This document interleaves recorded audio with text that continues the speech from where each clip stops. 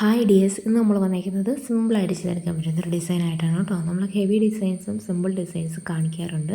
നമുക്ക് ഭയങ്കര സിമ്പിളായിട്ട് ചെയ്തെടുക്കാൻ പറ്റും, എല്ലാവർക്കും ചെയ്യാൻ പറ്റും. പ്രത്യേകിച്ച് ഒരു വലിയൊരു ഹെവി ഡിസൈൻസോ പാറ്റേണോ ഒന്നും വരുന്നതല്ല, സിമ്പിളായിട്ട് ചെയ്യാം കേട്ടോ.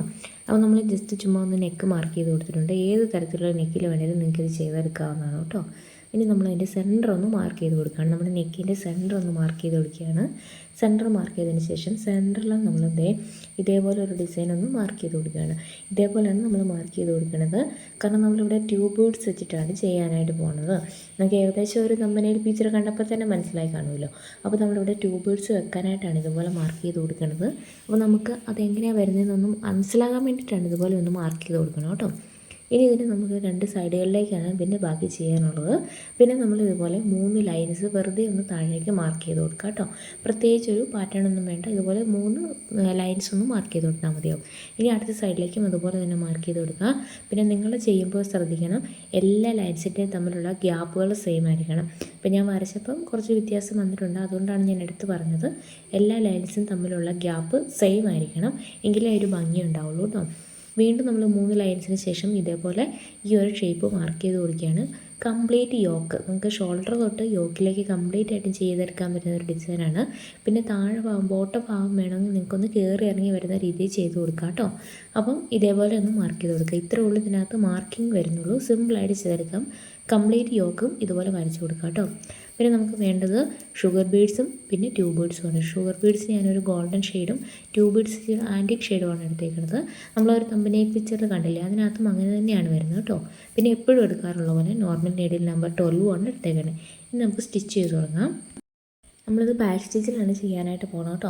അപ്പോൾ നമ്മൾ ഷുഗർ ബീഡ്സ് ആയതുകൊണ്ട് ഒരു 3 അല്ലെങ്കിൽ 4 ബീഡ്സ് വെച്ച് നമ്മൾ എടുത്തിട്ടാണ് ഇത് ചെയ്യുന്നത്. ഷുഗർ ബീഡ്സ് ആയതുകൊണ്ടാണ് 3-4 ബീഡ്സ് എടുക്കണം കേട്ടോ.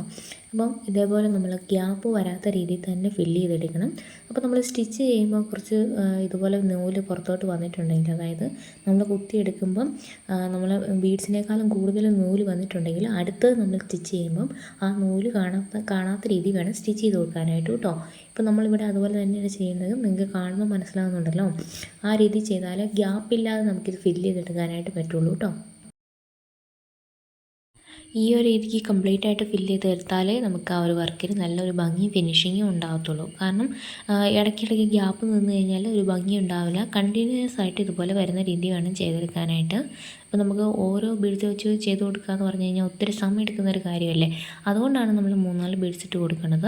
അപ്പോൾ നമുക്ക് ഇതുപോലെ 3-4 ബീഡ്സ് എടുത്ത് ഇട്ട് കൊടുത്താലും നല്ല ഭംഗിയായിട്ട് തന്നെ ഇരിക്കും കേട്ടോ.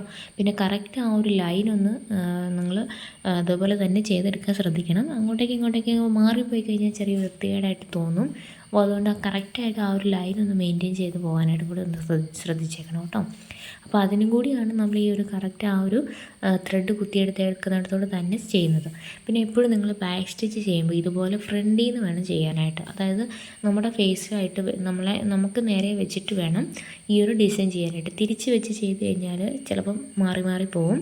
അപ്പോൾ അത് ശ്രദ്ധിക്കണേ. ഇനിയിപ്പോൾ നമുക്ക് നമ്മൾ ഇതേപോലെ വരുന്ന ഡിസൈൻ ചെയ്ത് കൊടുക്കാം. ഇവിടെ നമ്മൾ ട്യൂബ് ബീഡ്സാണ് ഉപയോഗിക്കുന്നത്, അപ്പോൾ അതുകൊണ്ട് സിംഗിൾ ബീഡ് യൂസ് ചെയ്താൽ മതിയാവും കേട്ടോ. അപ്പോൾ ഇതുപോലെ നിങ്ങൾക്ക് ട്യൂബ് ബീഡ്സ് വെച്ചിട്ട് ചെയ്യുകയാണെങ്കിൽ ഇത് എളുപ്പവുമായിരിക്കും, കുറച്ച് ഭംഗിയുമായിരിക്കും. അപ്പോൾ ഇതേപോലെ ഒന്ന് ചെയ്ത് കൊടുത്താൽ മതി. ഭയങ്കര സിമ്പിളല്ലേ, എന്ത് ഈസി ആയിട്ട് ചെയ്തെടുക്കാം അല്ലേ. അപ്പോൾ ഇത് നിങ്ങൾ കംപ്ലീറ്റ് ആയിട്ട് യോക്ക് ഫുള്ള് ഇതുപോലെ ചെയ്തെടുക്കണം. അപ്പോഴാണ് ഈ ഒരു വർക്കിൻ്റെ ഭംഗി കാണാനായിട്ട് പറ്റുന്നത്, അറിയാനായിട്ട് പറ്റുന്നത്. നിങ്ങൾ മാർക്ക് ചെയ്ത് കൊടുക്കുന്ന ലൈൻസിൻ്റെ ഗ്യാപ്പുകൾ സെയിം ആയിരിക്കണം കേട്ടോ. വ്യത്യാസം വന്നു കഴിഞ്ഞാൽ ഒരു ഭംഗി ഉണ്ടാവില്ല.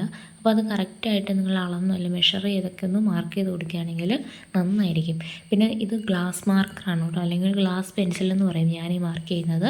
പിന്നെ വേറെ 7 രൂപയേ ഉള്ളൂ. നമ്മളോട് ചോദിച്ചിട്ടുണ്ടായിരുന്നു, അതുകൊണ്ടാണ് ഒന്ന് എടുത്ത് പറഞ്ഞത്. അപ്പോൾ ഇത് നിങ്ങൾക്ക് മേടിച്ചിട്ട് ചെയ്യാവുന്നതാണ്. ഒരുപാട് കളേഴ്സ് അവൈലബിൾ ആണ് കേട്ടോ. അപ്പോൾ ഇതുപോലെ ഡാർക്കായിട്ട് വരുന്ന ക്ലോത്തിലൊക്കെ വൈറ്റ് കൊണ്ട് നിങ്ങൾക്ക് ചെയ്യാവുന്നതാണ്. അപ്പോൾ വൈറ്റ് ക്ലോത്തിലൊക്കെ ഡാർക്ക് കളേഴ്സ് യൂസ് ചെയ്യാവുന്നതാണ് കേട്ടോ. അപ്പോൾ ഇതുപോലെ ഞാൻ കുറച്ചൊന്ന് ചെയ്ത് വെച്ചിട്ടുണ്ട്. ഇത്രയേ ഉള്ളൂ. ഇതുപോലെ കണ്ടിന്യൂസ് ആയിട്ട് അങ്ങ് ചെയ്താൽ മതിയാവും. കൂടുതൽ ഇതിനകത്ത് അറിയാനില്ല. അപ്പോൾ നിങ്ങൾക്ക് വീഡിയോ ഇഷ്ടമായിട്ടുണ്ടെങ്കിൽ യൂസ്ഫുൾ ആയിട്ടുണ്ടെങ്കിൽ ഒന്ന് സപ്പോർട്ട് ചെയ്യണേ. അപ്പോൾ ഔട്ട്ലുക്ക് ഇതേപോലെയാണ് വരുന്നത്. അപ്പോൾ നിങ്ങളുടെ വീഡിയോ ഇഷ്ടമായിട്ടുണ്ടെങ്കിൽ നിങ്ങൾ ഫേസ്ബുക്കിലാണ് വീഡിയോ കാണുന്നതെങ്കിൽ പേജ് ഒന്ന് ഫോളോ ചെയ്യാനും യൂട്യൂബിലാണ് സബ്സ്ക്രൈബ് ചെയ്യാനും മറക്കരുത്. അപ്പോൾ അതുപോലെ തന്നെ നിങ്ങൾക്ക് ഇഷ്ടമായിട്ടുണ്ടോ ഇല്ലയോ ഒന്ന് കമൻറ്റായിട്ട് അറിയിക്കുകയും കൂടെ ചെയ്യാം കേട്ടോ.